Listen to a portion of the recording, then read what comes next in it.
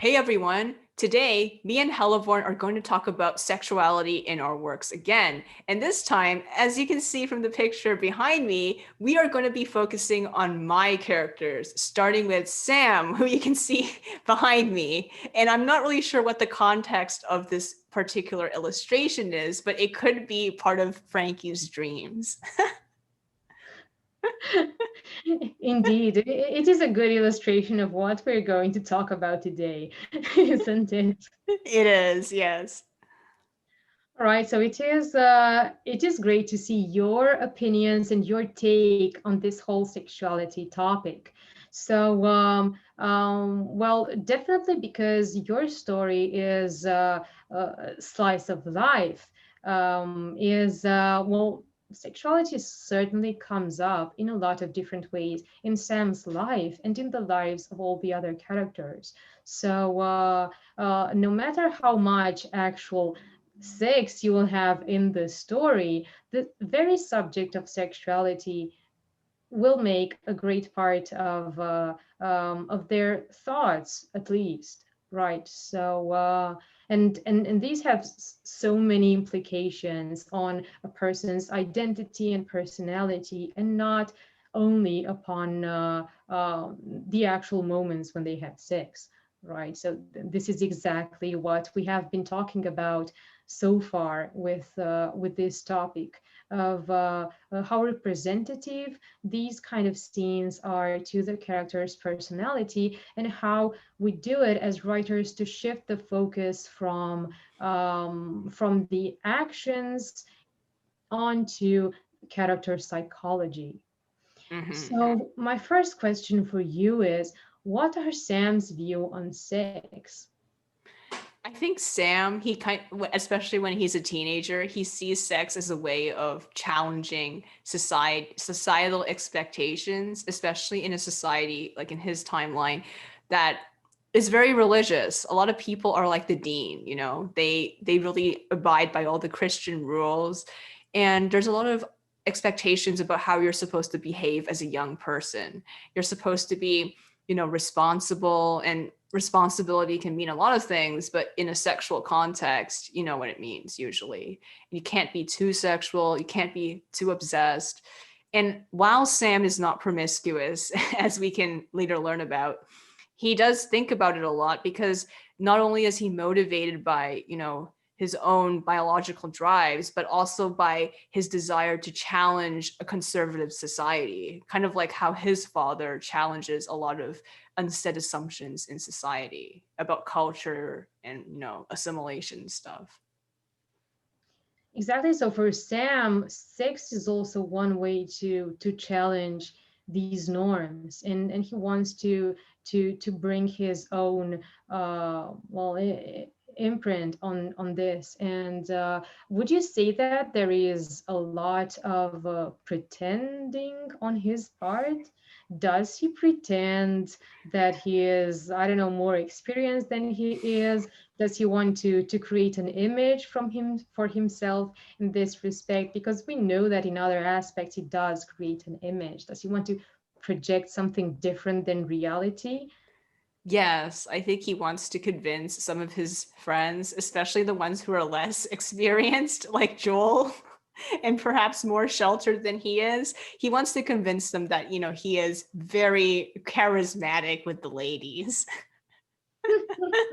and that he's had a lot of experience. But I think some people can see through this. Oh yes, yes, definitely. Because also it depends on how honest he is with his friends about what he actually does. But with someone like Joel, they don't. They don't really talk about a lot of intimate things, do they? They No, are they. not so close, so Mhm. he can maintain this mask with Joel, right? Exactly. Yeah. I think with Frankie, it is harder. Yeah, definitely, definitely. And is Frankie one of those who would see through him? I think so. I mean, he kind of doubts it. Yeah, right. Yeah, and definitely when they go out together, his friends would see exactly how successful he is with ladies. Um, how would he act if they were to be at the speakeasy, for instance? There's three guys, Frankie, Joel, and Sam, and they would meet some girls. How would Sam act in this situation? Would he still put on a mask because the boys are with him, or what do you think? Oh, he would definitely put on a mask. I mean, he will talk the most and he will try to convince himself, the guys and the girl, that, he is so charismatic. But as to whether he actually does anything sexual, that's up for debate. Exactly. What would stop him? Is he not as self-confident when it comes to intimate things as he wants to seem?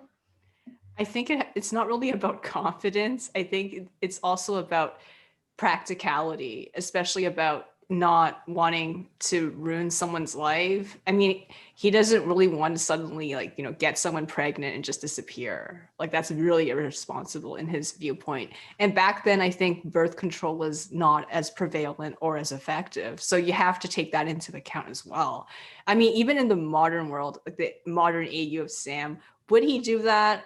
Like, I think he would have less hangups about it, but he also wants to be a responsible person. And he knows that there are some women who are easily hurt by these kind of things, right? Especially if you just suddenly ghost someone, that's considered bad form. So I think he wouldn't go too far because he doesn't really know how to approach this.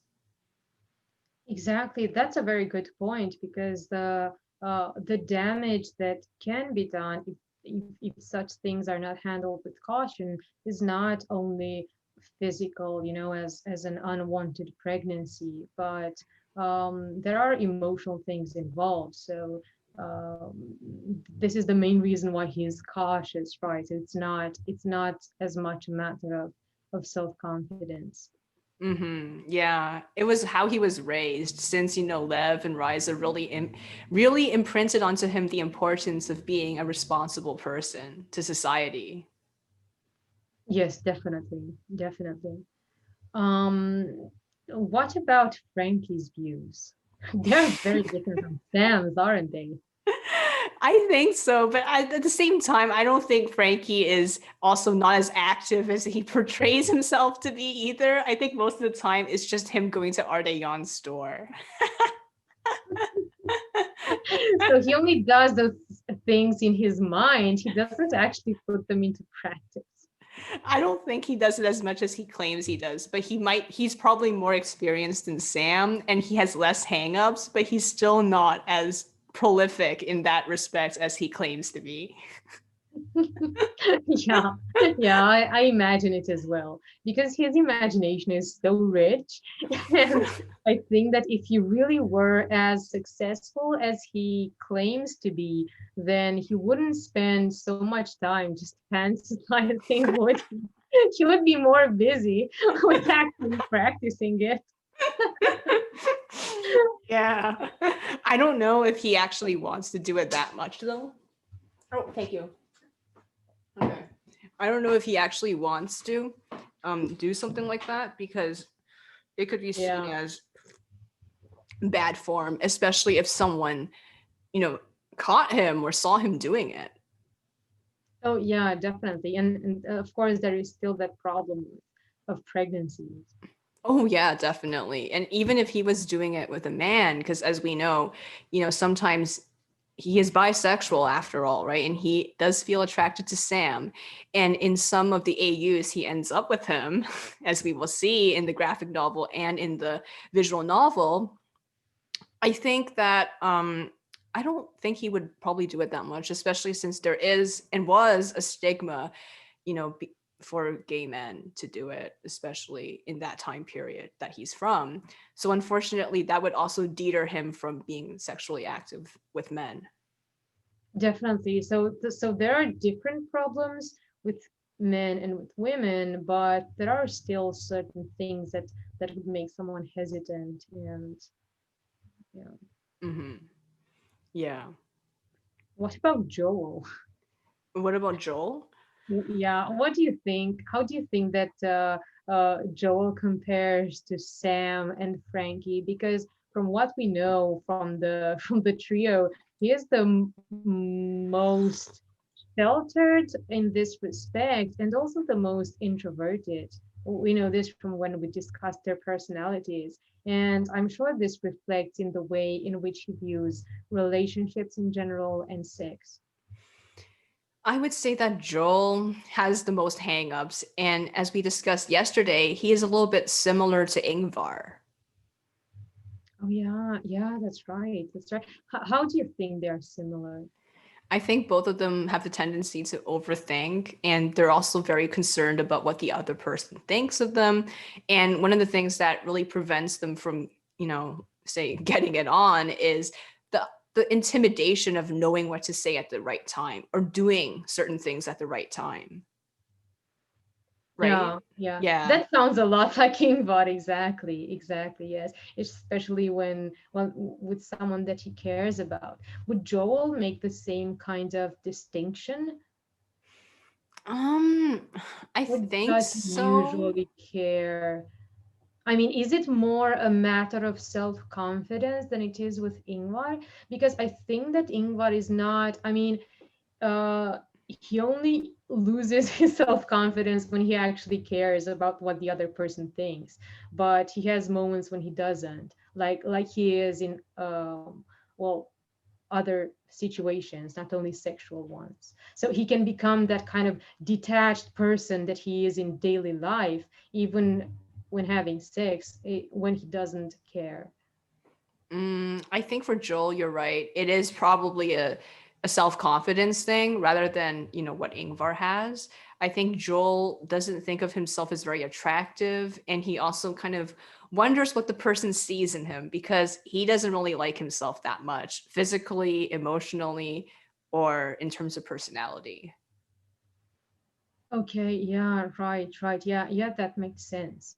I mean, I think that in a way, well, these two characters have different ways of thinking about themselves. So I don't think that Ingvar is ever concerned with how attractive he is to other people. I don't even think that he cares about or that he ever thinks about that.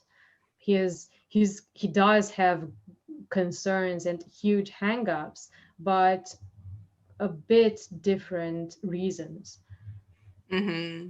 But at the same time, they do have a lot of things in common in terms of what lies beyond these behaviors and this hesitance to deal with other people. And I'm thinking about their childhoods. Mm.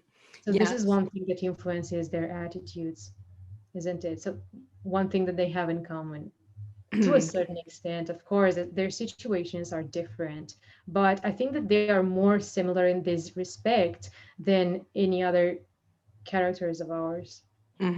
Definitely. I think it's because both of them have troubled childhoods, to say the least. And both Ingvar and Joel have been criticized a lot by their mothers, and that has also really influenced how they see themselves and what kind of expectations to have.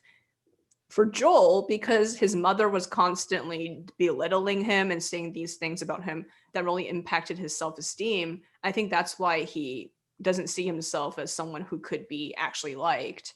So he really questions why someone would have sex with him or even be in a romantic relationship with him because he doesn't see the value in it. He's like, yeah, sure, I guess someone who has a really great personality and isn't a downer like I am could have a great relationship, but someone like me, what does anyone see in me? Are they just making fun of me? Is this a joke for them? Like, why would they actually want to be with me? So he always has that at the back of his mind. So this is why a lot of the relationships he ends up with, or the potential of having a relationship, not even actually having one, kind of scares him off.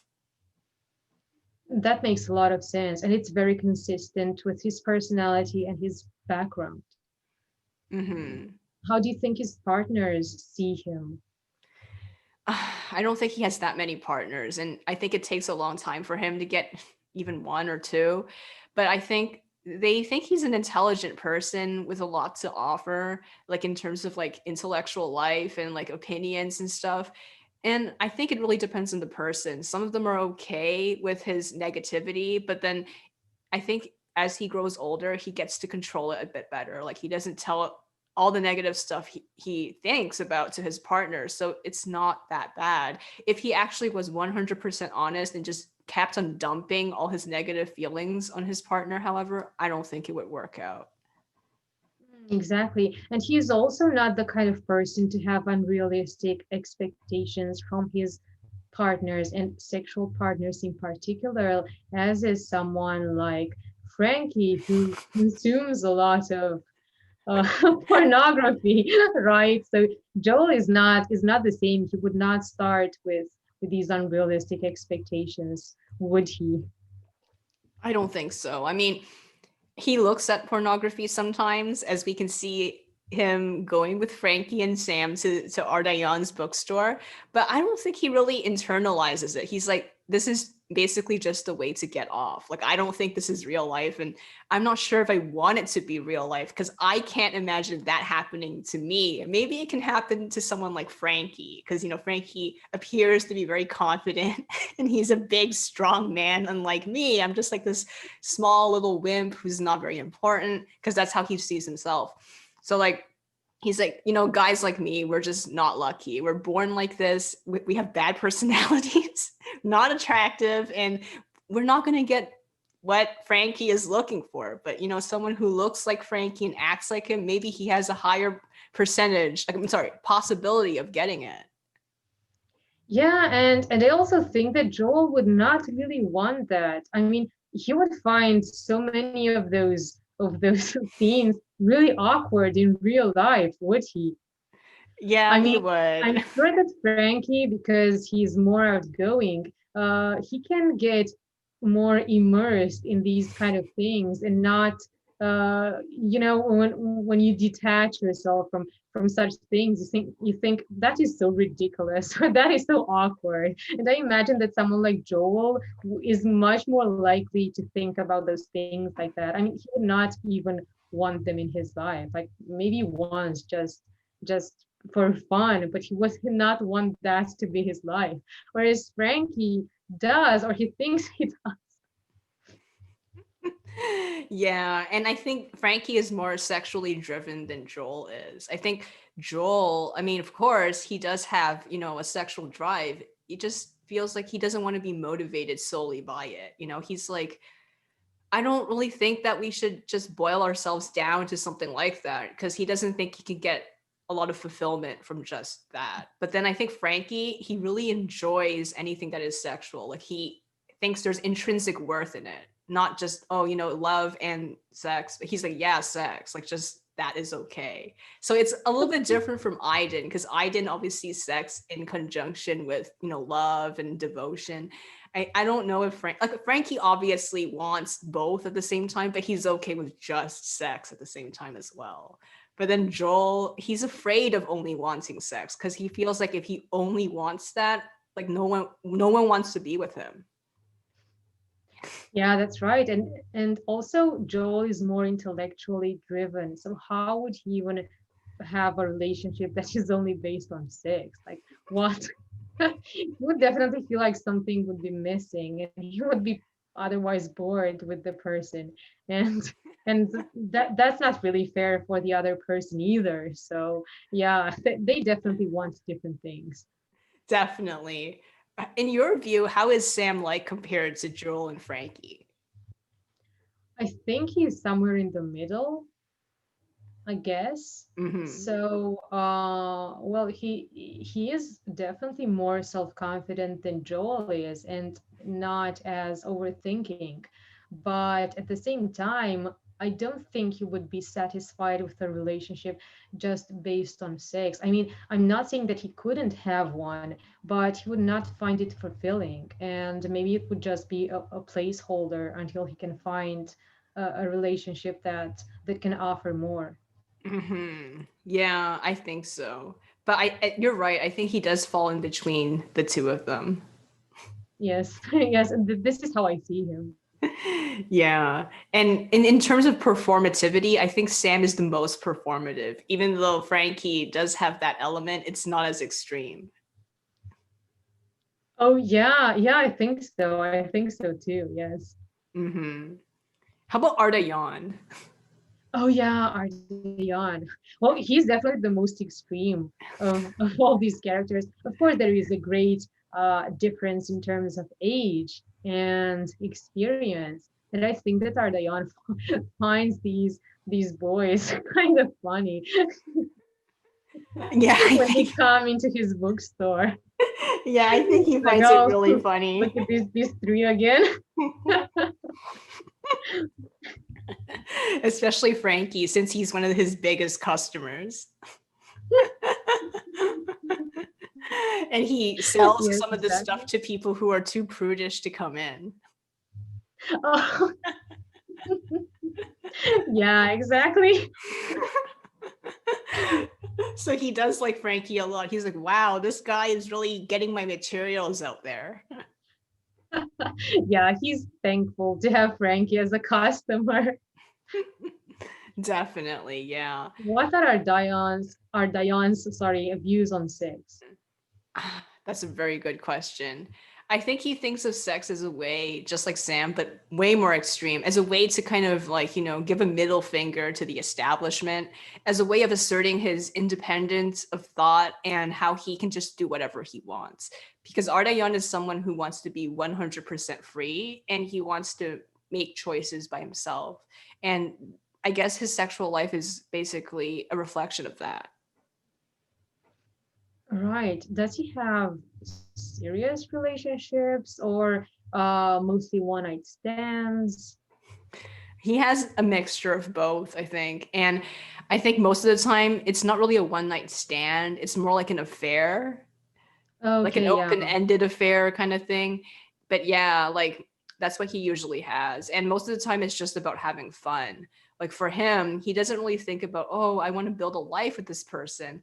No, I think most of the time it's just about having fun. And then when they're done, it's over. And that's okay. You don't have to have that many expectations for him. Mm-hmm. Yeah, exactly, exactly. Mhm. Exactly. Yeah. Yeah, so well, would you say that how do Ardayon's and for example Frankie's views compare? Because Frankie would also want a relationship. I mean, he wouldn't mind a relationship based on sex.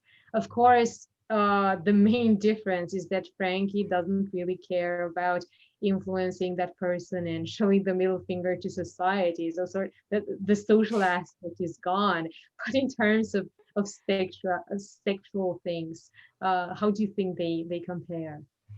I think they're kind of similar, but ironically, I think Frankie is maybe more sexual than Ardayan because Ardayan is motivated, I would say, 70% by his social views and boredom.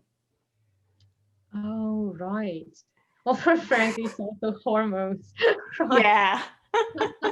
Especially He's since also Ardayan's so old. yeah, I know, and Ardeon has really seen and done a lot, and he's kind of bored with everything. Whereas for Frankie, these things are relatively new, and he's so eager to explore everything. And first his own sexuality, and then the stuff that he discovers in the bookstore. They gave him new ideas constantly, and so he's all, oh, what if I tried this and this, and so there's a whole world opened before his eyes just recently because he's still young and he hasn't put into practice so much. So this is one of the differences, one of the reasons why Frankie is so excited about this compared to Ardayan. Exactly. And Ardayan is at his base, he's a nihilist, right? He thinks there's no value to anything. Yeah, definitely. I mean, Ardayan doesn't really get excited about anything much, does he? Except for giving the middle finger to society. That is better than sex for Ardayan. Yeah, exactly. Yeah, he's a very negative person in a way. I think almost as nihilistic as Joel is. Yeah, that's true. That's true. But much more self-confident. Yes. Do you think that Ardayan was always like this? to some extent. I think so. Yeah. I think he was always, he never really cared about society and always wanted to go against it. I think it's also a personality trait of his. Like, even if he wasn't in America or Russia, like maybe he was in a place that that had values that were closer to his, more liberal, and he didn't feel like he had to go against those values. I think he would still go against it because that's part of his personality. Like, he likes to get a reaction out of people. Oh yeah, exactly, exactly. How does it compare to Sam? Because Sam also wants to get a reaction out of people. And yeah, Sam is the one who puts on a mask most of the time and wants to project a different, a confident attitude. How do you say? How would you say? I would say that Sam's theatricality is more about asserting himself as a person independent from his parents Okay, yeah, and right. convincing I see. himself that he can be unique and he doesn't have to go on the same path that everyone else supposedly is going on. Right. So it's not the same thing at the roots as it is with Ardalion. Yeah, I think it's less society based for Sam and more about his what he wants to tell himself and the people around him. And that he wants to tell people that, I am a unique person. I don't need to do this in order to survive in this society, even though that's what 90% of people are doing. Okay, yeah, I see. I see. Yeah, this is an interesting distinction. What about Lev and Raisa? Because if we are talking about social views in relation to sexuality, we know that Lev's social views are also very strong, and he also wants to make a statement with a lot of things that he does in his life. How does this apply to his sexual life? I think for his sexual life, he would think that he is liberal or left leaning, but that's only because he's comparing to what he was raised with. He was raised very traditionally, in Minsk before he went to Odessa, and he had an arranged marriage. I mean, it didn't actually happen because he ran away, but then it was arranged for him. And there were the rules of, no kissing, no, not no kissing, sorry, no sex before marriage, and like, those traditional rules. And I don't think he cares about them. I mean, after he leaves Minsk for Odessa, I think he just kind of throws all those rules into the garbage, so to speak, as he would say, because he doesn't think it appeals to him, and it doesn't really like add anything to his life since he wants to start all over from scratch. So basically, when he's in Odessa, he's creating a new personality and a new, I guess, background for himself in a way, kind of establishing himself as a person on his own rather than, what parents had kind of tried to coerce him or kind of influence him into. So I wouldn't say he is very, very liberal, especially compared to Ardalion, but compared to what he was exposed to as a child and in his young teens, he would be considered liberal. Definitely, definitely. I think so as well. Uh, do Lev and Raisa have sex before marriage? Yes. I think I Yeah, showed you that picture where they were in the hotel. Yeah, I think yeah. that was before. Okay, nice. Yeah, yeah. I was imagining that they would. I I was almost sure that they would. So for them, like that is already really like, going against the grain. Yeah, definitely. But like for someone like Ardalion, he's like, wow, that's not very, Vanilla. yeah. Yeah, I mean for him that's a given. I think. The funny thing about Ardalion is that he thinks that in his personal experience anyways, because he did marry, after he married Sania, he didn't really have sex with her that many times, especially since I think she revealed some of her personality traits that really drove him away. And she tried to get him, quote, under control, which he really didn't like. So ironically for for Ardalion, he mostly has sex outside of marriage because that's what he can get. When he was married, he couldn't really get the sex he wanted. Oh yeah, definitely because he and Xenia have such they have a very bad relationship, and their characters, their personalities are so ill suited. So really there is no wonder. Hmm. But he does have extramarital affairs, right, when he is with her. Yes, and I think that's what happens for them to get separated, and that's why she stays behind in London, in Sammy, New York, while he goes on to the States. Oh yeah. Oh, Yeah. okay, yes. Yeah, so she's The- not in the story, but we see her in flashbacks where he's like when he's thinking about Russia and when he went to England for a few years to escape the kind of social climate he was in because he was in trouble for doing some anarchist things. So he had to flee to the West. And then he thinks that he couldn't get enough opportunities in England, so he went to America. okay, so his wife went with him to England, but then they broke up and only he went to America. With Mitya, yeah. Mm-hmm, Yeah. mm-hmm. Okay. Are we going to see Mitya? Yes, I think so. And Oh I'm not wow. sure what age he will be this time. I think he is a few years younger than Sam and the others. So when Sam is 20, maybe he is like 16 or 17. Oh, this was so exciting to see how they will interact and to see what you're planning to do with Mitya's character. Yes, he's back. And I think the first time we see him, when actually even before Ardalion's bookstore appears in the comic, I think he will make an appearance as his father's messenger. He wants something to be printed, and then he sends Mitya to, go to the Abramov printing house to tell them what to print. Oh, that's so cute. Yeah, I'd love to see that. Yeah, and it's a mixture of dirty pictures and anarchist pamphlets. And I think Lev and Rise are just shocked when they see the dirty pictures. They're like, "Yeah, we're okay with the anarchist stuff," but then they flip the page and it's like, Especially to see that a child is bringing it. But Ardayan feels like this is how he has to educate his son. Definitely. yeah, he's not even educating him. He's like, "This is just how life is." Yes. Yes, I imagine Ardayan being so casual about it, not like Frankie would be, for example, who would be so excited. Oh, look what I have. It's a dirty picture. Ardayan would just be like, yeah, whatever. Yeah, he is a big yeah, whatever type. Do you think Sam is yeah, whatever when he sees dirty content?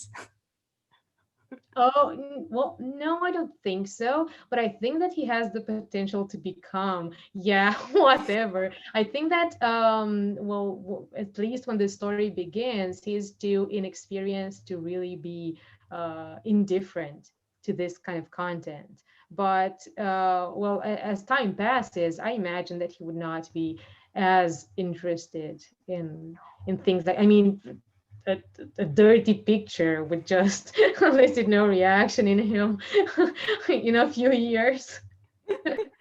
Yeah, I don't think either, like all three of them, they're not going to have much reaction when they're in their 20s, like actual 20s, not just being Yeah, 20. Yeah. yeah, definitely. Yeah. Only the dean continues to have a reaction, even though he's in his 60s. Oh gosh.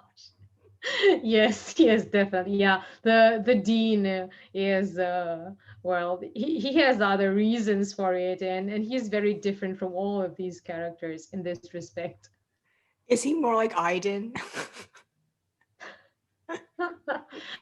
um, well, I don't think he is because Aiden is much more open about it, and he's not. I mean, yeah, there isn't any frustration involved in the way Aiden views sex.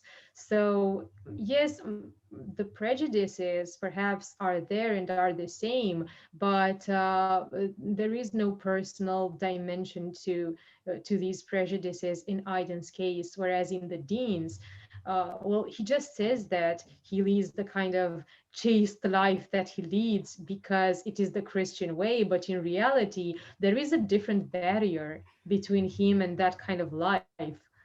That's true. And I think So he has a lot that of, really influences the dean's views. yeah, he has a lot of complexes as well. And I think he just uses a lot of excuses to hide away the reality. Definitely, and if he didn't have that physical problem, he would be more open, and he would have different views, wouldn't he? Mm-hmm. Mm-hmm. I think he's kind of like Ingvar in some sense. He doesn't want people to see the real him, and he's afraid of Yeah. people judging him. Yeah, yeah, that's right. I think so. I think so. Mm-hmm. So Yeah. is But Ingvar go more ahead. like the Dean or Joel? Oh, yeah, this is a good question.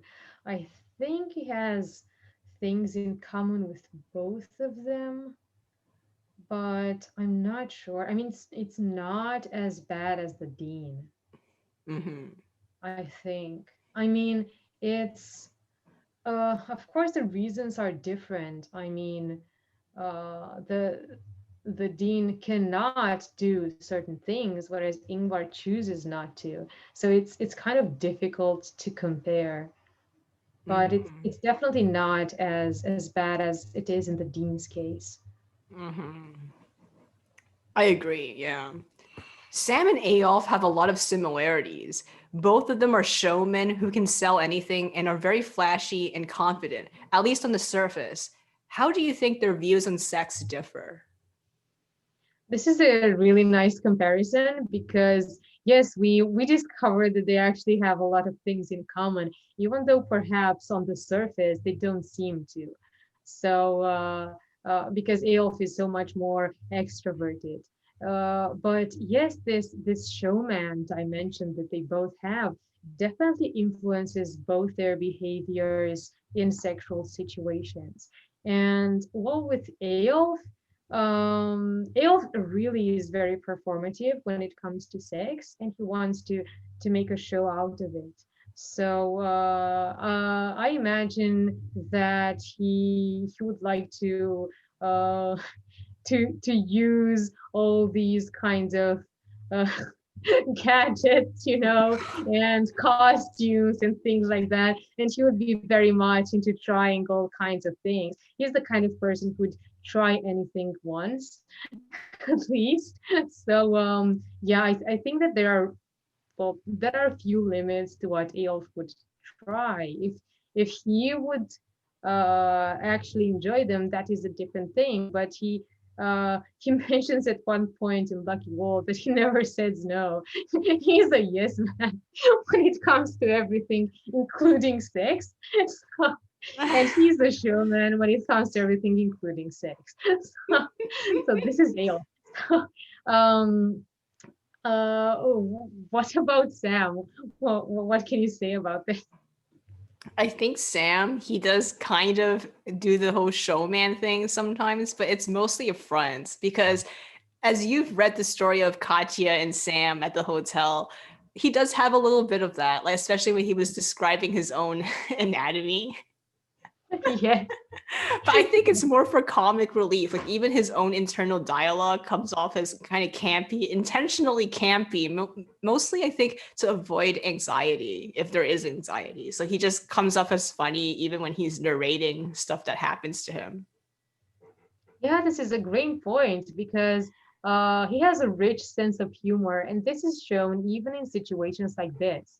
And this is what characterizes his voice as a narrator, and it is very much embedded in the story. This is why I love that story because it was one example as to how you can or you should let the protagonist dictate the way that you are writing the story and so that the reader can actually hear him narrating it and really imagine him in that situation and it's really nicely put in that story because it it it starts by being sexy and then it's humorous as well and it is emotional as well and it is a great mixture of feelings and moods. Thank you. Yeah, I really liked how that one turned out, especially how, it's actually also a great character study of Sam himself in such a situation. We learned that he's not as theatrical as you would think in such a situation. And he's actually kind of, I wouldn't say innocent, but like, I guess not. I mean, he's not someone who imposes himself on others, he just kind of waits for it to happen. Oh yeah, that's right. That's right. Hmm. Yeah. Yeah, that's a good point. I think that's in contrast to Frankie. I don't think Frankie waits for something to happen. Oh yeah, definitely. Yeah, I agree. I agree. Yeah. And I think, do you think Frankie's narration for the story about him and Sam, like, do you think it also has a kind of humor to it, or does it differ from how Sam narrates his own sexual experiences? Oh yeah, there is definitely humor in it, but I think that the humor comes not as much from the fact that Frankie is a humorous person, but from the contrast between how excited he is about the whole situation and how the reader views it, well, being detached. So the reader finds it funny how much he immerses himself in the whole dream thing. Yeah, yeah, definitely. Yeah, humor can come from not only the narration, but from the, I guess, situation irony, right? Situational Exactly. irony. Yeah. Hmm. Yeah, yeah, exactly. Because Frankie is not intending to be humorous. Yeah, As he's opposed to not. Sam. I think that Sam really wants this is how he would tell the story to make a comical thing out of certain aspects, but then Frankie doesn't really intend to do it. Though he did say that a certain body part was only a few millimeters smaller, which was funny. Yeah, yeah, but exactly, he's not really joking there. So this is exactly what he's thinking at that moment, but the reader definitely finds it funny in that situation. Like, look at what the guy is thinking. Yeah. Like me and Titsy have talked about before, Frankie's weaknesses is definitely anything that is sensual. Like, I mean, when he thinks about that stuff, he just, all common sense just goes out the door. He's very, like, he's someone who can easily succumb to sexual temptations. Oh yeah, yeah, definitely. That an idea. Do you think that he is similar to teenage Eyolf? Because I do find certain similarities in terms of the eagerness. That's true, especially with the scene with Gare and, how eager he was. Yeah, yeah, I think so. I never thought about this before. But at the same time, I think that the difference comes from the fact that Eyolf is kind of looking for attention and affection because he lacked those growing up.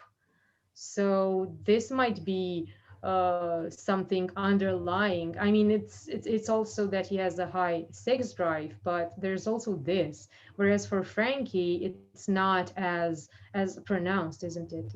It's not as poignant. I agree. Yeah. I think another thing though is I'm not sure if Frankie would ever, be a prostitute or have sex for money. Oh yeah, yeah, Yeah, I don't definitely. think he would do that. But he might Yeah. he might pay to do it. Oh yeah, that's right. Ironically, That's right. yeah.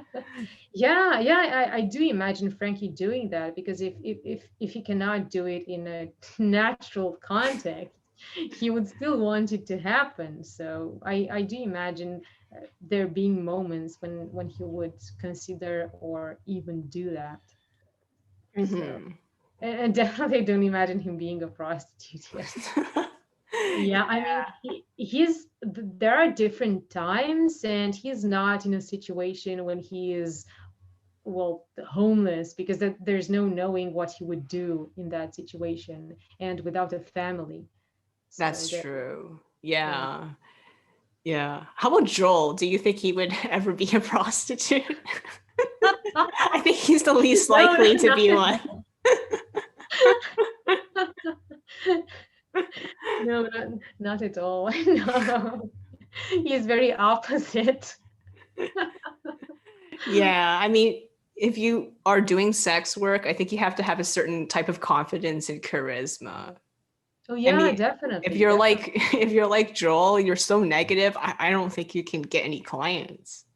Yeah, definitely, definitely, and you have to be really well relaxed about sex in general and in the way that you view sex. So, well, Joel is not. He's not like that, is he? No, he's not. I think he's the most like Ingvar, like you said. Yeah, exactly, exactly. Definitely, Ingvar would not do that. What No, he about wouldn't. Yeah. what about Ardalion? Would he ever have sex for money? Like, what if uh, a rich and intelligent widow would offer to pay him to have sex with her, or not really, or not necessarily a widow, but a married woman just wanting to have an affair? Oh, yes, he would.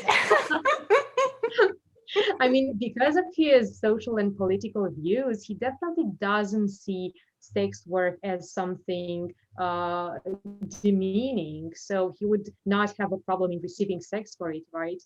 Receiving Exactly. money, sorry, in exchange for that. I think he would see the money as, another way to support my business. Yeah, exactly, exactly. Yeah. So yes, Ardayan is the one that I actually imagine uh, being able to do that in certain contexts.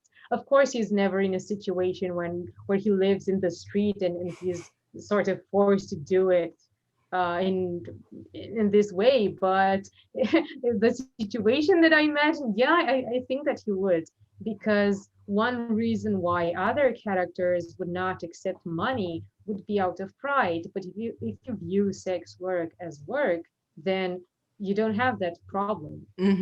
Exactly. You're right. I think Ardalion in his literature, he does deconstruct the meaning of work, especially since he's against capitalism. So he believes in an alternative interpretation of what work is.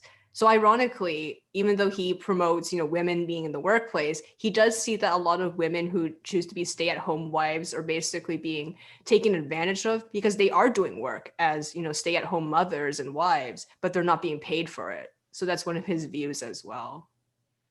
Exactly, exactly. Yes, yes. He is definitely the most open in terms of what work means and what kind of work is worthy to receive money. And he's and sex work for him would fall into one of these categories of something that is just something that you put a lot of effort and skill in, and you deserve to get something in return. Exactly. Yeah.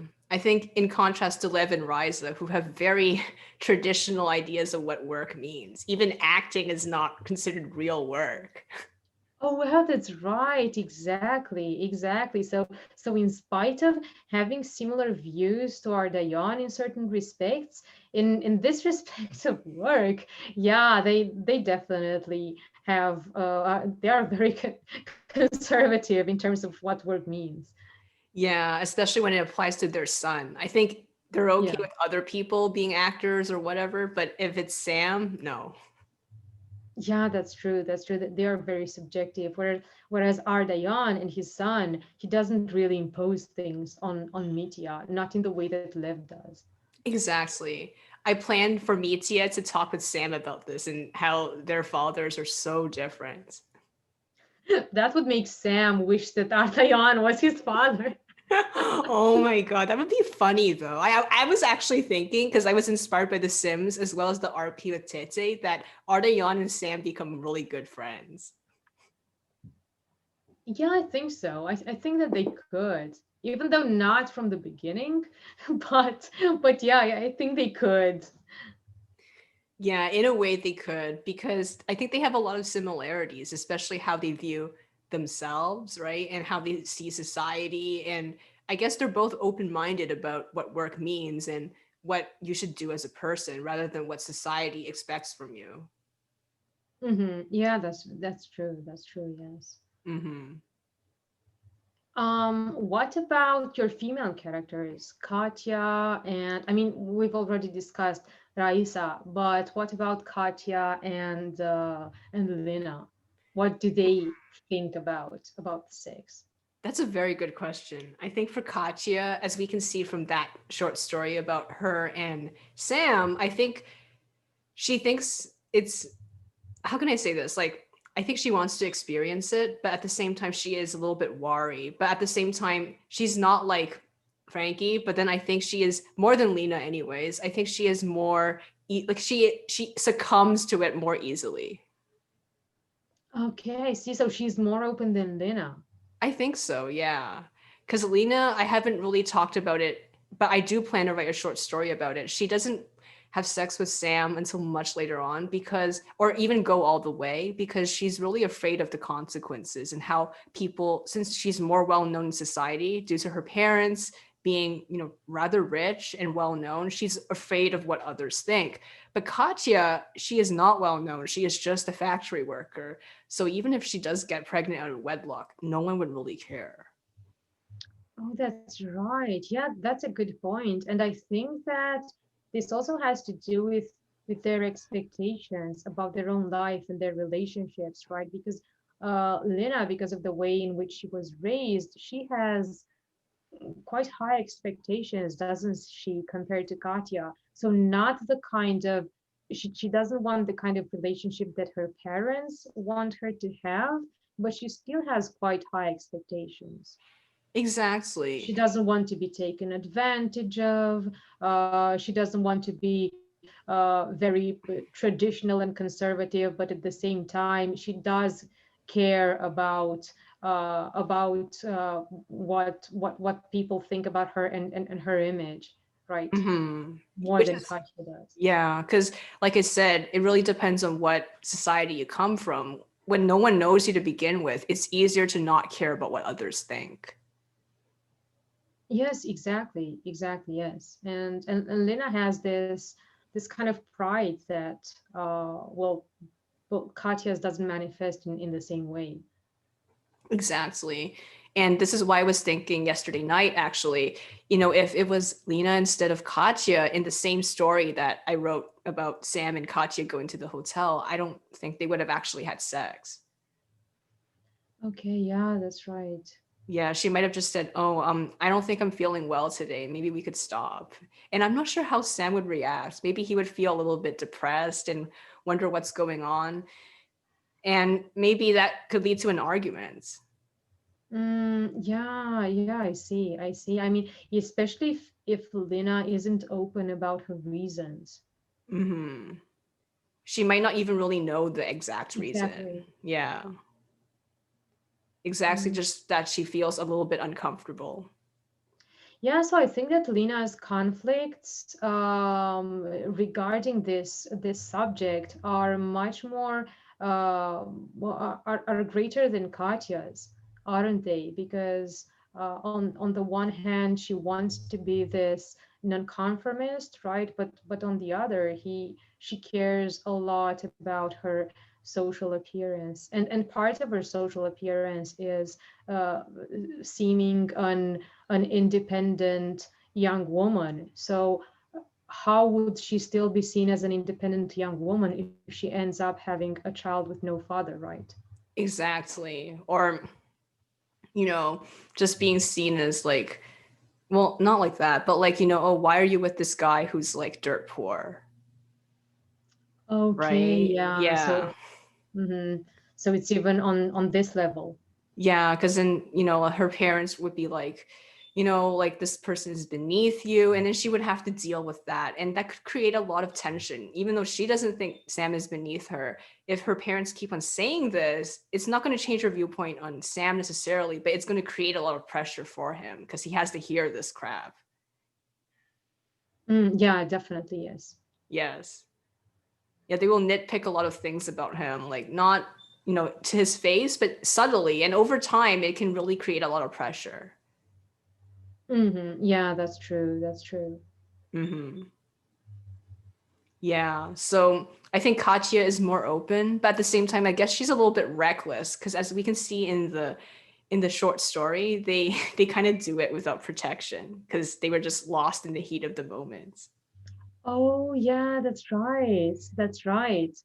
Yeah, I mean, yeah, I would have thought that going to the hotel, so something that is very much planned, they could have thought about this aspect as well. But there were, of course, different times, and protection wasn't as readily available as it is now, even in a city like New York.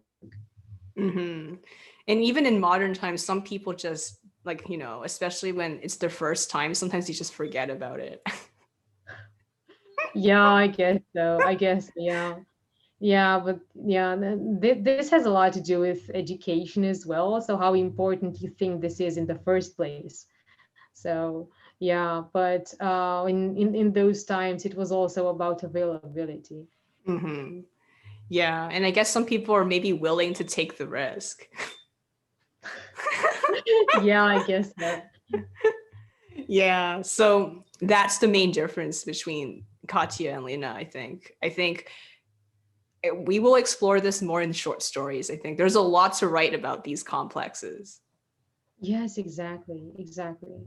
So Katya would not think that it's a huge problem that worst case scenario she becomes pregnant and Sam doesn't want the responsibility of it. So raising a kid on her own, she doesn't see it as such a big deal as Lina would see it. Yeah, she wouldn't like it, but I don't think she thinks it's that bad because maybe she's used to living on very, very little. And maybe she thinks that having a child would actually make Sam want to marry her instead of just it might Yeah, actually jump yeah, that's jump the true. question, right? That's true, exactly. Especially during that time, it was. I think that people expected that, yeah, if you are with someone and you are getting along well, you are probably going to get married. Like, why would you not marry that person if you are, and this is one reason why you say, okay, we're having sex. That's okay if we are having premarital sex because we are going to marry eventually. Exactly. So if I get pregnant, that would only make him propose earlier. So yeah, That's definitely. That's why a lot of like in the past, they had these kids at like 5 months, quote unquote, 5 months after they get married because they were having premarital sex. Oh yeah, yeah, right. Yeah, really early baby, but not really. It's because they they had a shotgun marriage. Yeah, that's true. Yeah. Yeah. Yeah, these were some great points that we have made. As a final question, what do you have in mind when creating a sex story? So how explicit do you want to go? How explicit do or how do you decide how explicit you want it to be, um, and and how do you make your sex scenes differ in terms of the protagonist's personality and atmosphere and everything that we've talked about so far. Mm, I think that I think about what I want to achieve with the story first. So, if I am trying to explore a certain aspect of Sam's character, for example, like, for example, how he narrates certain sexual events happening to him, or, Katya and her views on pregnancy and like sex out of wedlock, I would say that, I have the goal planned out at first, and then I just kind of build around the goal. So, like, anything that's not really contributing to that goal, I just kind of cut out because I generally don't like to write tons and tons and tons of words. I basically just want to get to the point, and everything in the story builds towards that point. Exactly. That's a very good point. Yeah, because I prefer to be more concise, and I mean, there's different kinds of writing, right? There's definitely people who prefer to be more wordy, and it's basically because of style, or maybe it's because that particular character is a very wordy character, or that Mhm. scene you're putting in a lot of writing because you want to show something. Maybe like that person does not want to get to the point, and you're indirectly trying to write that by writing a lot of words. But personally, I guess it's because also of a limited time. I don't have that much time to write a lot. So this is why sometimes I just kind of summarize everything and basically just get straight to the point. But this is only one way to write, and that's my preferred way, but there are many other ways to write. Yes, exactly, exactly. Yeah, yeah, this is a very good point about concision and about keeping the purpose of the story in mind. But yes, definitely there are a lot of writings that are more uh, self-indulgent and going into a lot of details that are not necessary for what we want to convey. Exactly. Yeah, but I think different details add a different mood, I would say. Some details do have to be added in, even if it feels irrelevant, because it could be foreshadowing certain things that happen later. Oh, yeah, that's very right. That's very true. hmm And for Um, explicitness, I think that's also related to it because I don't think certain scenes have to be that explicit. And it has to be somewhat realistic too. I mean, like we talked about before in private conversations, especially if someone is doing it for the first time, they're not going to do certain sex acts. I mean, they oh could, yes, but the definitely. possibility and how good, I guess, they perform it is not going to be that great. I think we talked about the Game of Thrones where Jon Snow, right? Yes, exactly. Yeah, Yeah, he did a that was so certain unrealistic. he did a And I certain see sex that. thing. Yeah. Yeah, exactly. And I see that in so many stories, in books and films and everywhere, like someone doing it for the first time and not even knowing what those things are. They just come up with them. They've never heard. They don't even know that other people do it, and they just get to it, and they are just wonderful. And their partner, who is more experienced, is like, wow, you're so good. That does not happen in real life. I really do not imagine that ever happening. And these people in these alternative, fantasy universes or historical universes, they didn't even have porn to go off of. So they just imagined it in their Exactly. heads.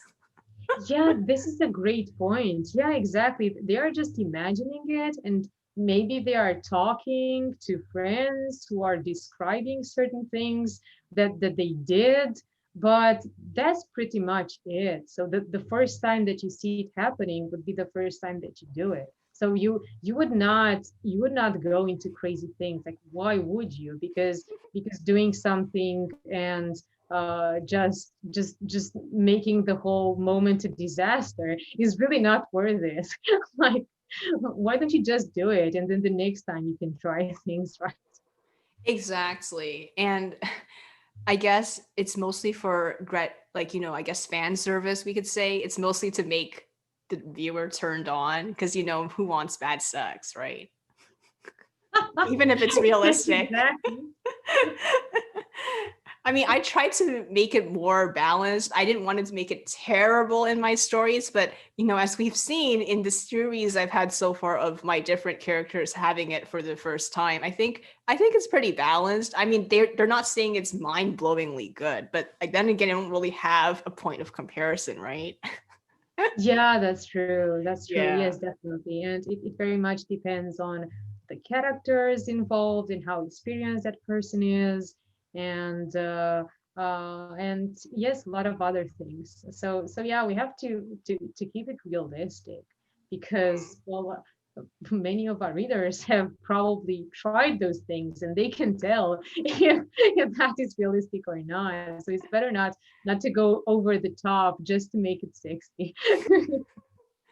Yeah, I think for my scenes, I basically made them as short as possible because I think it's realistic, especially like for men. I think when they do it for the first time, it becomes very short. Oh yeah, that's a very good point. Yeah, that's true. That's true. Yeah. It's very interesting. What the thing you said just now, that the length of the scene reflects the length of the act itself. So yes, indeed, unless you have extended passages where you describe their thoughts and things like that, then yes, the act itself, it's realistic to be short.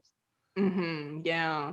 Especially if they're very anxious or, Hmm. like just not really thinking about other things that could happen because they're so focused on the actual act, right? Rather than things that lead up to it. Yeah, exactly. Now that you mentioned it, I was thinking about about Ingvar's first thought. It's not. I mean, I think that this is one reason why his partners don't really realize it's his first time, because he is quite unenthusiastic. It's not really all that short, I think, because he thinks about so many other things that distract him. That's true. But then he's also not really consciously trying to make that person feel good. He doesn't Oh yeah. care. Yeah. Yeah, that's right. That's right. I mean, he generally expects the other person to do things. Yeah. And I think you said that he's kind of selfish in that way, right? Oh yes, he is. He is. Yeah, he is. Definitely. Yeah. He's not. Maybe. Sorry. Yeah, What? sorry. Yeah, go ahead. Yeah. Well, maybe if he were more experienced and if he actually knew what to do, he would uh, try certain things. I mean, he would do things himself, but as it is, he just expects the other to do it.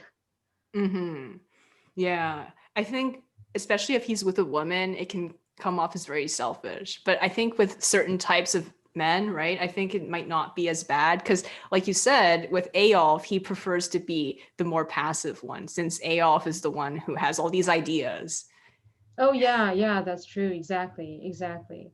So yes, yeah, he's not very generous, but he's not very demanding either. Mm-hmm. That makes sense. I Yeah. think I think Frankie is both generous and very demanding at the same time. Yeah, maybe he's similar to Eyolf in this regard, or maybe Eyolf is more on the generous side. What do you think? I think he's more generous. Yeah, he would be more generous than Frankie, right? I think so. I think so, yeah. Especially with men. Oh yeah, definitely. No, it's I mean, Eyolf, yeah, he would be generous with women as well, and a lot of the times not even expect anything in return because he has a lot of fun when having sex, regardless of what exactly happens. So it's Yeah. like a party for him, you know. It doesn't really matter what exactly happens. How about Ardalion? Do you think he is? I think he is probably selfish a little bit. Yeah, I also imagine him as on the selfish side. I Yeah, mean, not because of prejudice, but just because of his personality. an ego.